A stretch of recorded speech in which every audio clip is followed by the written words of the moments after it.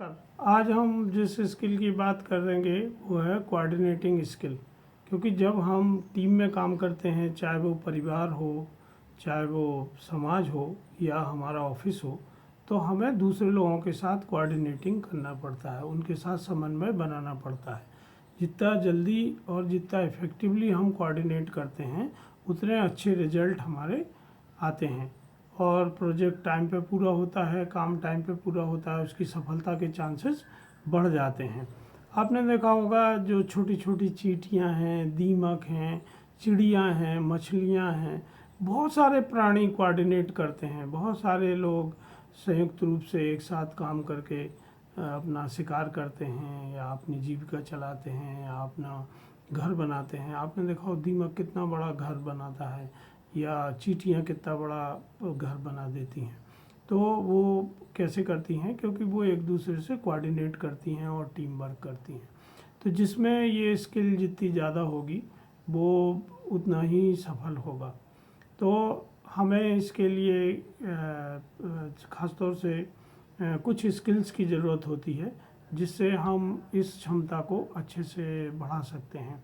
और इसके लिए हमें कुछ पहले से प्रैक्टिस करना होती है, तैयारी करना होती है।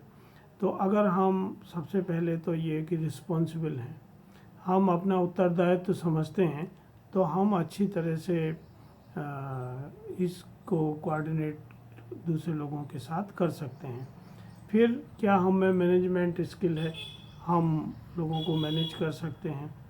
फिर हमारे पास मॉनिटरिंग करने की क्षमता है, हम जो टास्क दिया गया है उसको मॉनिटर कैसे करते हैं। फिर हम कम्युनिकेट कैसे करते हैं, एनालिसिस कैसे करते हैं डेटा का, उससे किस तरह का इंटरप्रिटेशन निकाल के रिपोर्ट बनाते हैं, किस तरह अपने प्रोजेक्ट को डिज़ाइन करते हैं और किस तरह प्रोजेक्ट को इम्प्लीमेंट करते हैं। तो ये सब अगर हम में क्षमताएं हैं तो हम बहुत अच्छा कोऑर्डिनेट कर सकते हैं। पर बहुत सारे लोग ऐसे होते हैं जिसमें कोऑर्डिनेटिंग करने की पावर नहीं होती है। कम्युनिकेशन बहुत अच्छा होना चाहिए, क्योंकि बिना कम्युनिकेशन के आप दूसरे लोगों से संवाद स्थापित नहीं कर सकते हैं। टाइम मैनेजमेंट, देखिए ये एक बहुत ज़रूरी है कि पूरी टीम के लोग एक साथ टाइम मैनेज करें। क्योंकि अभी क्या होता है, एक ही टास्क को कई लोग पूरा करते हैं, इसको कहते हैं असेंबली लाइन मॉडल। जैसे आपने देखा होगा कोई मोबाइल फ़ोन बन रहा है तो एक बंदा एक ही कंपोनेंट लगाता है और बाकी आगे वो कंपोनेंट लगाते जाते हैं। इसी तरह आप देखेंगे कोई कार बन रही है तो बहुत सारे लोग असेंबली लाइन पे काम कर रहे हैं। इसी तरह ऑर्गेनाइजेशन में देखेंगे तो बहुत सारे लोग मिलके काम करते हैं, चाहे आप प्रोडक्शन में हो या सर्विस में हो। तो टाइम मैनेजमेंट बहुत ज़रूरी होते हैं, क्योंकि अगर आप अपना दिया हुआ काम समय नहीं पूरा करेंगे तो आगे वाला उस काम को अपने समय पे पूरा नहीं कर सकता है। फिर फ्लेक्सिबिलिटी, आप बहुत रिजिड ना हों, आप फ्लेक्सिबल हों, लोगों के पॉइंट ऑफ व्यू को आप समझ सकें, उनमें क्या प्रॉब्लम्स आ रही है और वो किस तरह से चेंजेस चाहते हैं, उसके लिए भी आपको तैयार होना चाहिए। आप टीम बनाइए, तो जैसे मैंने आपसे कहा कि बिना टीम वर्क के और टीम बनाने के बिना कुछ नहीं होता है। टीम को ही ऑर्गेनाइजेशन कहते हैं। तो ऑर्गेनाइजेशन में एक प्रोसीजर होता है, प्रोसेस से अगर काम करते हैं, जैसे मैं उसको ऐसे समझाता हूँ कि भगवान ने आपको ये शरीर दिया है। अब शरीर में दो चीज़ें बहुत इम्पोर्टेंट हैं, एक आपका पूरा ढांचा है जो एंड टू एंड बना हुआ है, और दूसरे इसमें प्रोसेस हैं। तो जो वॉलेंटरी प्रोसेस हैं जो जीवन को ज़िंदा रखने के लिए ज़रूरी हैं, वो अपने आप चलते रहते हैं। जैसे मैं अभी वीडियो बना रहा हूँ, पर अभी भी मेरा दिल धड़क रहा है, मेरा खून बह रहा है, मेरा खाना पच रहा है, मेरा टेम्परेचर मेंटेन है। तो जिंदा रखने के लिए जो ज़रूरी चीज़ें हैं वो वॉलेंटरीली हैं। जो अच्छा ऑर्गेनाइजेशन होता है उसमें ये दोनों चीज़ें बहुत अच्छे से स्ट्रक्चर्ड होती हैं। एक उनका पूरा ढांचा होता है और दूसरा उनका एक प्रोसीजर होता है, प्रक्रिया होती है जिससे वो काम होते हैं। तो जब बहुत सारे लोग एक साथ काम करते हैं तो पहले बहुत समस्या थी, क्योंकि कम्युनिकेशन के इतने इफ़ेक्टिव टूल्स नहीं थे। अभी जो आपका मोबाइल फ़ोन है वो बहुत पावरफुल टूल है और उसमें बहुत तरह के ऐप्स अवेलेबल हैं, बहुत तरह के सॉफ्टवेयर अवेलेबल हैं जिससे आप अपने प्रोजेक्ट को, टीम को, टाइम मैनेजमेंट को बहुत अच्छा कर सकते हैं, मीटिंग्स को कोऑर्डिनेट कर सकते हैं। हर चीज़ को कोऑर्डिनेट करना बहुत आसान हो गया है। तो आपको ऐसे प्रोडक्टिविटी के टूल्स को डाउनलोड करना चाहिए और उनका यूज़ करना आना चाहिए, क्योंकि जितना अच्छे से आप उसको यूज़ करेंगे आपकी कोऑर्डिनेशन एबिलिटी उतनी अच्छी इम्प्रूव होगी। Maintain a detail planner.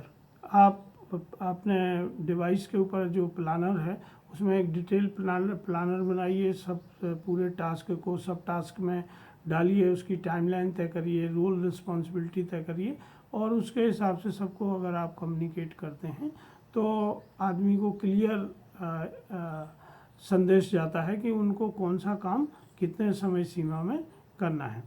सी के मेंटर। अगर आप इस क्षमता को बढ़ाना चाहते हैं तो आप किसी ऐसे व्यक्ति की सहायता ले सकते हैं, सलाह ले सकते हैं, उनके अंदर ट्रेनिंग ले सकते हैं जो आपको इस स्किल को बढ़ाने में मेंटरिंग करें। Develop a multiple skills. देखिए ये जो स्किल है इसमें बहुत सारी चीज़ें इन्वॉल्व होती हैं, तो वो मल्टीपल स्किल, जिन सॉफ्ट स्किल्स की हम बात पिछले वीडियोस में कर चुके हैं, उनके बिना आप ठीक से मैनेज नहीं कर पाएंगे। तो आपको इस काम को करने के लिए अपनी स्किल को लगातार प्रैक्टिस करके बढ़ाना पड़ेगा। नए नए टूल और टेक्निक्स जो आ रही हैं उनको समझना पड़ेगा, और जो इलेक्ट्रॉनिक डिवाइसेस हैं उसका यूज़ करके आप आज ये चीज़ें बहुत अच्छे से कर सकते हैं। अगर आपकी मैनेजमेंट में किसी तरह की कॉन्फ्लिक्ट है, उसको निपटाने के लिए, या किसी तरह के ग्रीवियंसेस हैं उनके रिड्रेसल के लिए अलग से टाइम फिक्स कर सकते हैं। आप अपने गोल को बहुत क्लियरली डिफाइन कर सकते हैं, और इफ़िशियंसी इंश्योर करने के लिए सभी मेंबर्स को इसकी ट्रेनिंग दे सकते हैं, और उसके बाद ही आप पूरे रिसोर्स के साथ अगर प्रोजेक्ट शुरू करते हैं तो आप बहुत अच्छे से कोऑर्डिनेट करते हैं। और इस स्किल को जो नए बच्चे हैं जो ख़ास तौर से अपना CV प्रिपेयर कर रहे हैं, उन्हें ये स्किल अपनी CV में लिखना चाहिए, और इंटरव्यू के समय इस बात पर जोर देना चाहिए कि वो कोऑर्डिनेटिंग स्किल रखते हैं और वो दूसरे लोगों के साथ मिलके काम कर सकते हैं, उनकी क्षमता बहुत अच्छी है। क्योंकि विदाउट कोऑर्डिनेशन स्किल के ऑर्गेनाइजेशन में आपका सरवाइव करना कठिन होगा। तो इस चीज़ को आपको समझ के ही ये काम हाथ में लेना पड़ेगा, और तभी आप अपने करियर में सक्सेसफुल हो सकते हैं। तो जो ईफसल ट्रेनिंग इंस्टीट्यूट कर्मा सेतु है वो इसी तरह की सॉफ्ट स्किल विकसित करने में आपकी मदद करता है, मेंटरिंग करता है, आपकी प्रैक्टिस कराता है, ताकि आप रियल टाइम में या जब आप रियल वर्क कर रहे हैं तो वहाँ इन क्षमताओं का प्रदर्शन आसानी से कर सकें। तो जो लोग अपने करियर को आगे बढ़ाना चाहते हैं वो ईफसल ट्रेनिंग इंस्टीट्यूट कर्मा सेतु से संपर्क कर सकते हैं। धन्यवाद, नमस्कार।